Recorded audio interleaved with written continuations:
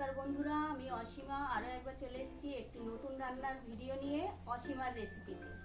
আজকে আমি বানাবো নিরামিষ গাঁটি কচুর তরকারি। এখানে আমার লাগবে গাঁটি কচু, আমি ধুয়ে কেটে পরিষ্কার করে রেখেছি।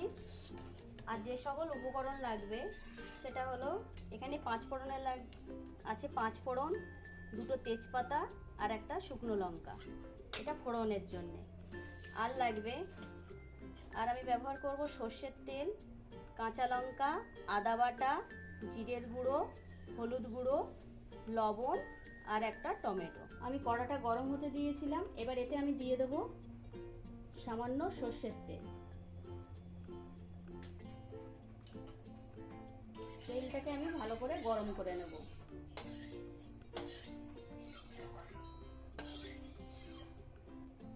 তেল গরম হয়ে গেছে। এবারে এতে আমি দেব 2টো তেজপাতা, একটা শুকনো লঙ্কা আর 5 ফোড়ন। এটা একটু ভাজা ভাজা করে নেব।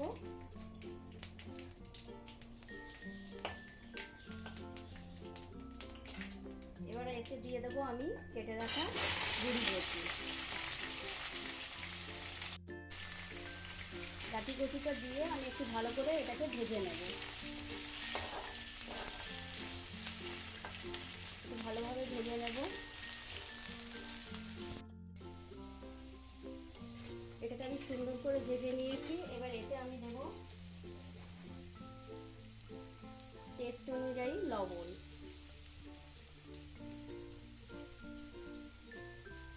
আর দেব কিছুটা কাঁচা লঙ্কার কুচি। দিয়ে এটাকে আমি ভালো করে একটু মিশিয়ে নেব। নিয়ে একদম লো ফ্লেমে রেখে এটাকে আমি ঢাকা দিয়ে রাখবো। কিছুক্ষণ পর আমি ঢাকনাটাকে খুললাম। এইরকম কচু সিদ্ধ হয়ে গেছে। কচুটা সিদ্ধ হয়ে গেছে। এবার এতে আমি দেব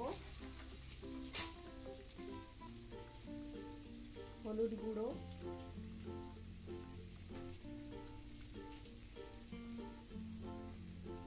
আদা বাটা,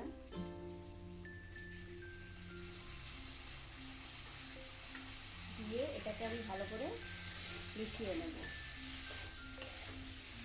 এবারে এতে আমি দিয়ে দেব একটা টমেটো, দিয়ে এটাকে আমি ভালো করে কষিয়ে নেব।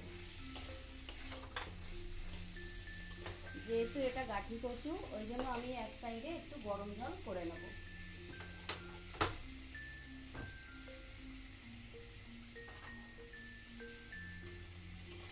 আর এটাকে ভালো করে একটু কষিয়ে নেব। আমি দেব গরম জল, দিয়ে এটাকে ভালো করে আমি মিশিয়ে নেব। এবারে হাই ফ্লেমে দিয়ে এটাকে আমি ঢাকা দিয়ে রাখবো।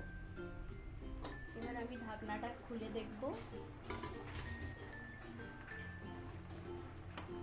কচুটা সিদ্ধ হয়ে গেছে পুরো। এবার এতে আমি দেব একটু জিরের গুঁড়ো। বন্ধুরা, আমার এই রেসিপিটি যদি আপনাদের ভালো লেগে থাকে তাহলে একটু করে লাইক করবেন এবং আপনাদের বন্ধুদের মাঝে এটিকে শেয়ার করে দেবেন। জিরের গুঁড়ো দিয়ে এটাকে আমি ভালো করে ফুটিয়ে নিয়েছি। এবার কিছু কুড়ি কচু আমি এভাবে খুন্তি দিয়ে ঘেটে দেব।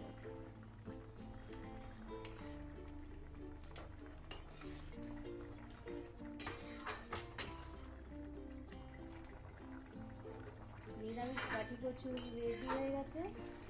এবার এটাকে আমি নামিয়ে নেব। গ্যাস অফ করে দিলাম।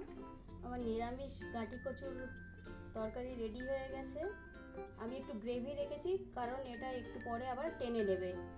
এর উপরে সামান্য একটু ধনেপাতা কুচি দিয়ে আমি গার্নিশ করে দিলাম। বন্ধুরা, আমার এই গাঁটি কচুর রেসিপিটি কেমন লাগলো আপনারা কমেন্টের মাধ্যমে আমাকে জানাবেন।